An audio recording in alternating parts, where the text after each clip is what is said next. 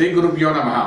కుజగ్రహం గురించి మనం మాట్లాడుకుంటున్నాం అండి. మేష లగ్నమైన, కర్కాటక లగ్నమైన, సింహ లగ్నమైన, వృశ్చిక లగ్నమైన, ధను లగ్నమైన, మీన లగ్నమైన, అంటే ఈ 6 లగ్నాలు ఏ లగ్నం అయినప్పటికీ కూడా కుజుడి యొక్క ప్రభావం మన మీద తక్కువ ఉంటుంది. అంటే ఈ లగ్నంలో పుట్టిన వాళ్ళకి ఇట్స్ 100% షూర్, అందులో ఎటువంటి అనుమానం లేదు.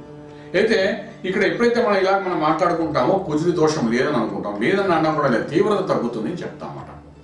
తీవ్రత తగ్గడం వేరు, లేకుండా ఉండడం వేరు. సో దీనికి తీవ్రత లేదు, దీనికి దోషం లేదని కూడా చాలా మంది చెప్తుంటాం. ఎందుకంటే మేష లగ్నానికి అధిపతి కుజుడు అయితే కర్కాటక లగ్నానికి అధిపతి చంద్రుడు. చంద్రుడు స్నేహితుడు కాబట్టి కుజుడికి డెఫినెట్గా అక్కడ దోషం తక్కువ ఉంటుందంటాం.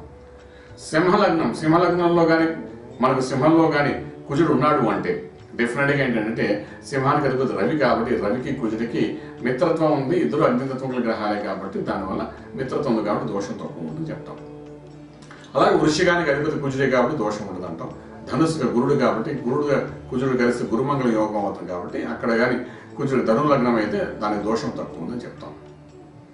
మీన లగ్నమైన దోషం తక్కువని చెప్తాం. అయితే ఈ కుజ దోషం ఎంతవరకు ఉంది? ఒక్కొక్క లగ్నానికి దోషం విపరీతంగా కనబడుతుంటాయి, అది ఉండే స్థానాన్ని బట్టి కూడా. సో ఎంతవరకు ఉన్నది అనలైజ్ చేయడం చాలా ఇంపార్టెంట్ రోల్ ప్లే చేస్తుంది. కుజదోషం ఉంది, దానివల్ల పిల్లలు పెళ్లి జరగట్లేని చాలా మంది బాధపడుతుంటే కనబడతారు. వివాహ వ్యవస్థ ఆ భగవంతుడు సృష్టిస్తాడు, కళ్యాణం అనేది ఆ పైన జరుగుతుందని చెప్పి అంటుంటారు. అంచేత ఈ కుజదోషం ఉన్న ప్రపంచంలోని కుజదోషం ఉన్న వరుడు ఉంటాడు, వధువు ఉంటుంది. అంచేత కుజదోషం ఉంది కాబట్టి మా అమ్మాయికి పెళ్లి జరగదు కానీ అనుకోవడం కానీ, మా అబ్బాయికి కుజదోషం ఉంది కానీ పెళ్లి జరగట్లేదు అని అనుకోవడానికి ఏమాత్రం అవకాశం లేదు. ఇటువంటి దోషం ఉన్న జాతకాలు మనకు తటస్థించడం అనేది జరుగుతుంటాయి. ఇక దోష ప్రమాణం ఎంతవరకు ఉందని తెలుసుకుంటూ జ్యోతిష్యుల ద్వారా దాన్ని నివృత్తి చేయడం విధంగా తెలుసుకుంటూ ముందుకు వెళ్ళి ప్రయత్నం చేయగలిగితే డెఫినెట్గా దానికి అనుసంధానమైన పార్ట్నర్ అంటే లైఫ్ పార్ట్నర్ దొరకడానికి సంపూర్ణ అవకాశం కలుగుతుందన్నమాట.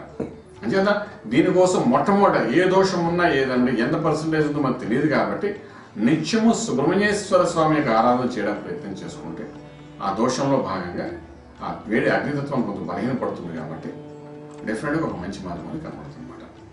అది మీరు నిత్యం ఇంట్లో చేసుకోవాల్సిన ప్రక్రియ. తర్వాత ఏ లగ్నానికి ఎంత ఉందో తెలుసుకుని దాన్ని బట్టి ఆ బలం అనేది ఆ ఇన్ఫాక్ట్ అనేది దాని యొక్క ప్రభావం అనేది ఎలా తగ్గించుకోవాలనేది జ్యోతిష్కుల వల్ల తెలుసుకోగలిగితే డెఫినెట్గా రాజమార్గంలో రాజ్యం పొందగలుగుతారు. శుభం వ్యాప్తం. పూర్తి వివరాలకు సంప్రదించండి Shri Vedamata Gayatri Jyotishyalayam, Brahmasri Mantha Suryanarayana Sharma, lake view apartments, 4th floor, Chitrapuri colony, Kajaguda, Delhi public school ప్రక్కన, నానక్రామ్ గూడ, హైదరాబాద్. Phone number 8885559147, 8855559148, 9704447001, 9704447002.